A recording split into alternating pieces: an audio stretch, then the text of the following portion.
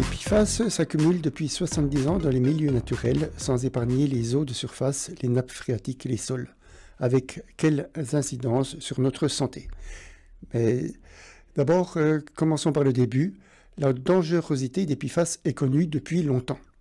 Reporter nous apprend que les chimistes Troisième et Dupont ont sciemment caché la toxicité des PFAS. Ils savaient dès les années 1970 que ces polluants étaient très dangereux. Le premier signal d'alerte a été émis en 1961 lorsqu'un toxicologue a découvert que les PFAS devaient être manipulés avec une attention extrême. D'autres études financées par les producteurs de PFAS accumulent au fil des ans les preuves de dangerosité de cette substance. Les résultats sont pourtant gardés strictement confidentiels.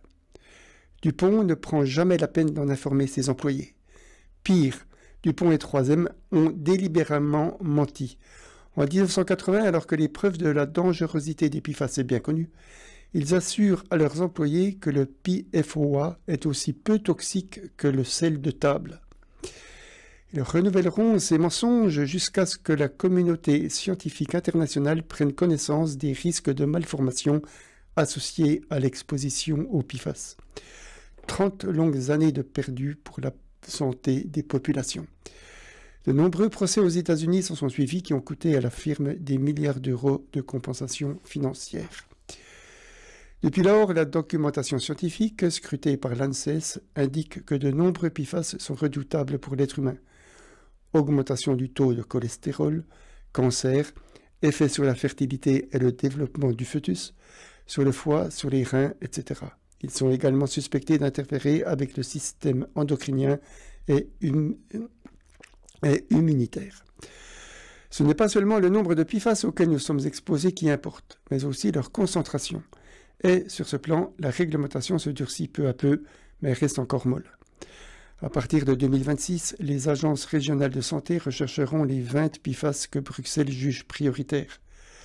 Lorsque leur somme excédera 100 nanogrammes par litre, l'eau sera considérée comme non conforme. Deux remarques. D'abord, 20 PFAS, c'est une goutte d'eau dans l'océan des PFAS, d'autant que les plus dangereux, notamment le TFA, issu de la dégradation des pesticides fluorés, n'en font pas partie. Ensuite, certains spécialistes contestent cette limite qui a été fixée au doigt mouillé et ne repose sur aucune donnée scientifique sérieuse. Or, on sait que certains PFAS sont toxiques à des concentrations bien moindres. Plusieurs pays européens ont d'ailleurs fixé des limites plus contraignantes. Par exemple, avec la future norme danoise sur les PFAS, 2 nanogrammes par litre pour la somme de tous les PFAS détectés. 50% des prélèvements réalisés lors de l'enquête de l'UFC et Génération Future dépasseraient les seuils admissibles. À Tavo, France Bleu rapporte que l'eau des 20 molécules testées est de 14,1 nanogrammes par litre, 7 fois plus que la norme danoise, mais conforme selon la norme française.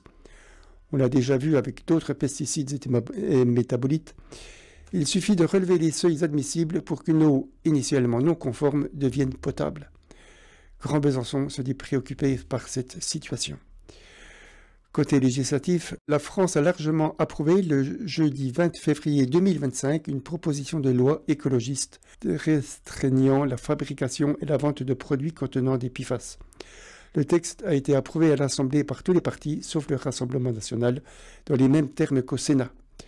La proposition de loi sur les PFAS prévoit des mesures dont les plus importantes sont d'abord l'interdiction progressive des PFAS dès 2026 pour les cosmétiques, textiles et produits imperméabilisants, puis en 2030 pour d'autres produits, sauf exception limitée.